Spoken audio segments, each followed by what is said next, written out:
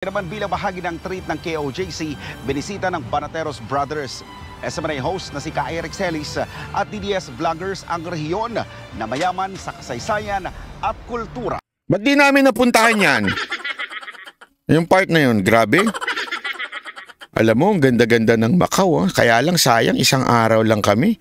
Oh, so totoo lang sayang. Sayang, Spencer tsaka Jojo, isang araw lang kami. Ganda dun. Hindi kasi sabi nga ni Boss Dada, malikot din ito din si Boss Dada, chismoso rin eh. Talagang tinanong niya pa kung magkano yung kada gabi namin dun sa hotel na tinulugan namin. Eh pambihira, 50,000 per day. Parang ukada lang. Eh, kasi naman may ginto eh. Di ba? Ang lupit oh. Ayan, oh, yan oh. Oh, di ba? Oh. Treat ng Kingdom of Jesus Christ para sa mga kaibigang vloggers, Banateros Brothers, SMNA hosts, and anchors sa Hong Kong trip nito dahil grabe ng grupo. Diyan kami kumain ng lunch. Nag-lunch kami diyan, alam nyo. Grabe mamahalin yung shipping nyo yan. Ang dami namin yan, oh. Ay, nako. Yan yung copyright. Ayan. Oh, yun, oh. Oh, lupit-lupit, oh. Grabe. Oh. Sino yun? Mga upaw yun, ah. Si Eric yun. Diba? Yan, oh. Ayan. Oh, look, grabe to alam mo to si Boss Dada, pinagtitinginan niyan dyan sa Macau. Kasi hindi nila alam na Pilipino si Boss Dada. Marami talaga kaming pinupuntahan. Yung mga babae ngang lumalapit, nung ibang hindi kami kilala, sinasabi, nagtataka sila na Pilipino daw si Boss Dada. Parang nayayamihan sila kay Boss Dada. Oo, grabe. Tuloy. Yan, yan yung hotel na 50,000, no? Ayan, may ginto, Kasi, ayan, Ang hotel na ito, dahil ang flooring,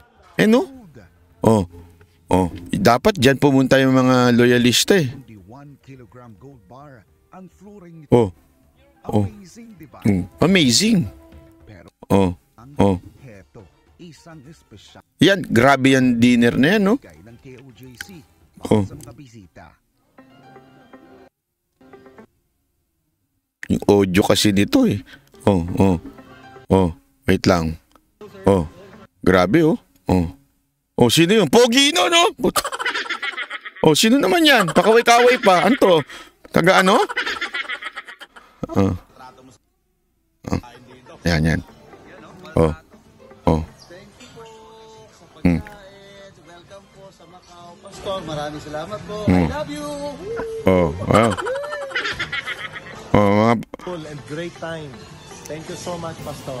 It's a great opportunity to be here in Macau in my lifetime. Wow. Thank you, Kingdom of Jesus. Pasensya na, hindi ako masyadong may allergy kasi ko, saka masakit ang ipin ko. May allergy? So, medyo ito lang kukunin ko ngayon dahil masakit talaga ipin ko. Sakit. Grabe, Walang lechon dito. What? Wala.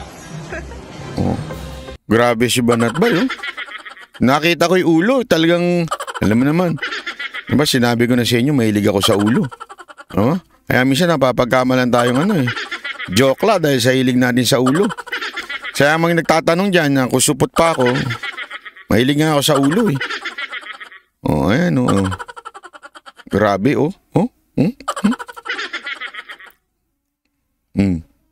Ayan, Kingdom. Bagaman, di sila kaanib nito. Yun, So, kahit di daw kami kaanib, ganyan ang treatment ng KOJC sa amin, Yan, Anila, hindi na kailangan sana ng isang Pilipino na manirahan at magtrabaho sa gobyerno ay responsable sa paggamit ng... Uy, salamat, Jane. Jane, nakapag-picture daw si Jane sa amin. Salamat po. Sana mabango pa po ako nung nag-picture kayo, Hindi pa po panis yung kilikili ko nung time na yun, Jane, maraming salamat po, Tuloy. Isa mula sa maayos at mahusay na pamumuno ni Pastor Apollo C. Kibuloy.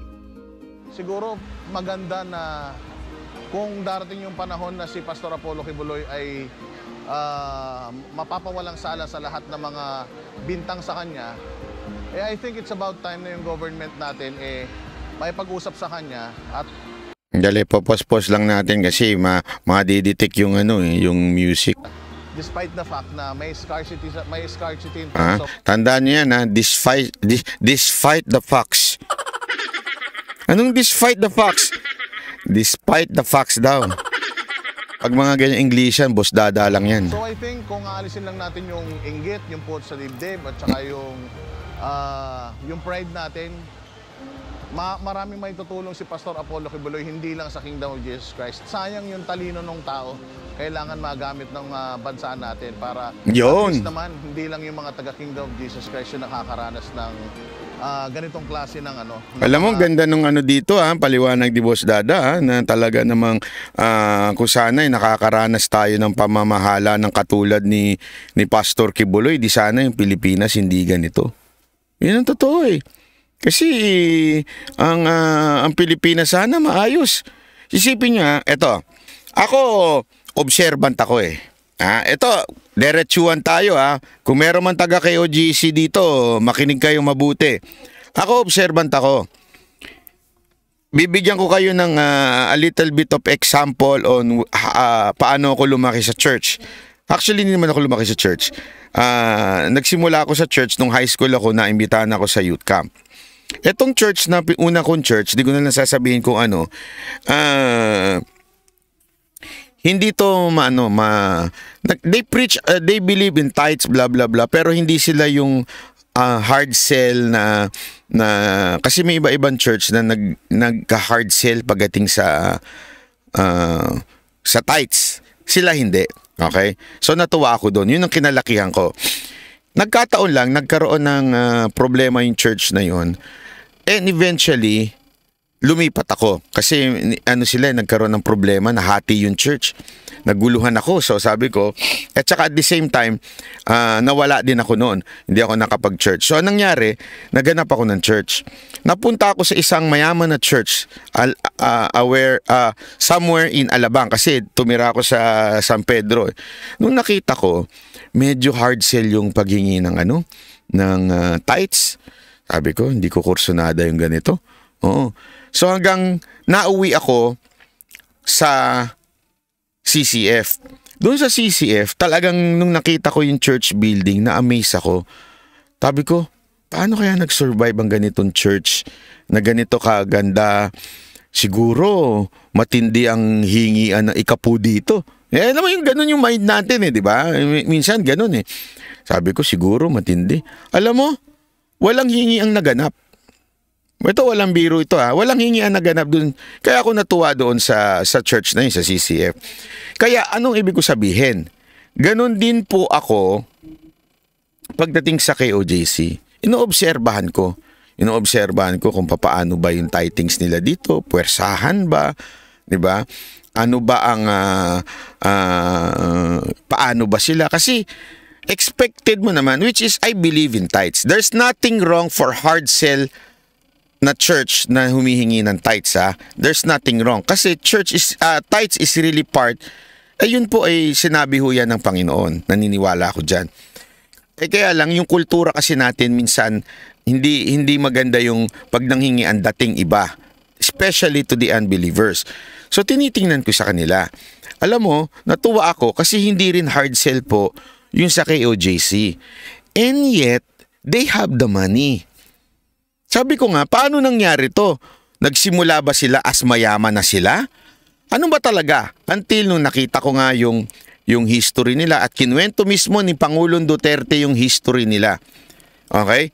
Yung history nila, talaga nagsimula sa wala si Pastor Kibuloy. As in, sa kubo lang sila nagsimula. Diba? Yung kinikwento pa nga nila, wala sila makain, tas eventually dinala sila sa Amerika at sinabi ni Pastor, ganyan-ganyan. Diba?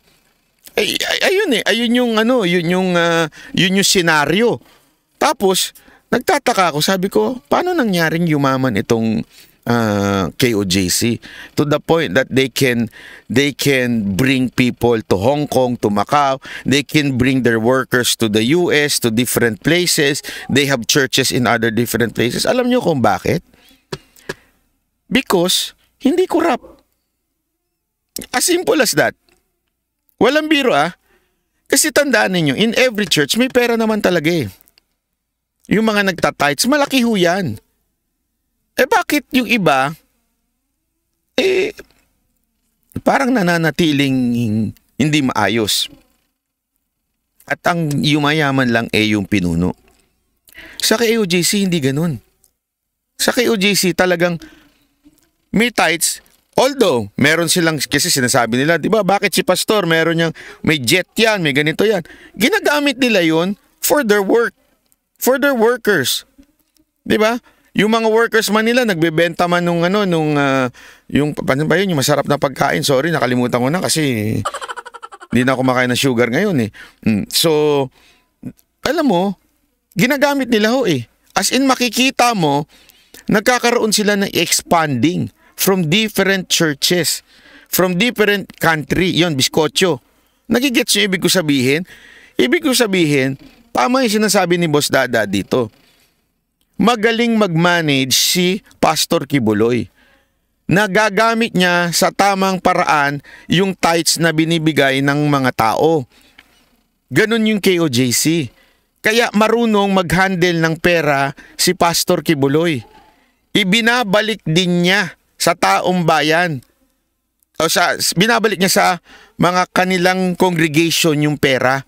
Di ba kaya nga sila nagkakaroon ng mga events para sa mga bata, ginagawa nilang nung panahon nito noon na hindi pa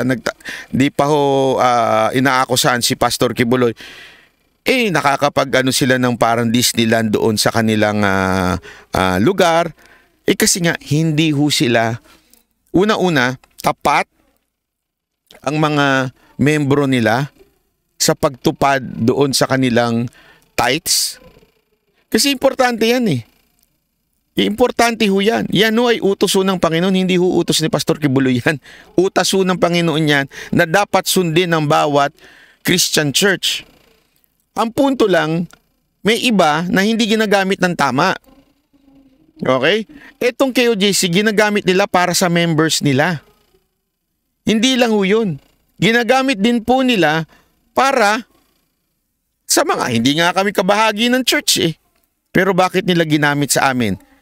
Kasi nga naniniwala sila na na-appreciate nila ang ginagawa ng Banateros, ginagawa ng ibang DDS vloggers.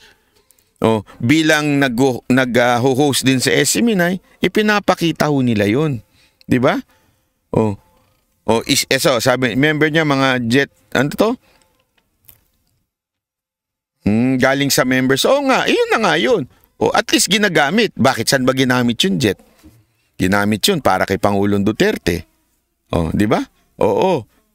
Kaya nga, pwedeng mag-handle ng Pilipinas si Pastor Kibuloy. Hindi ko sinasabing gawing presidente, pero pwede. Hindi ko sinasabing gawing senador, pero pwede. Kasi magaling siya.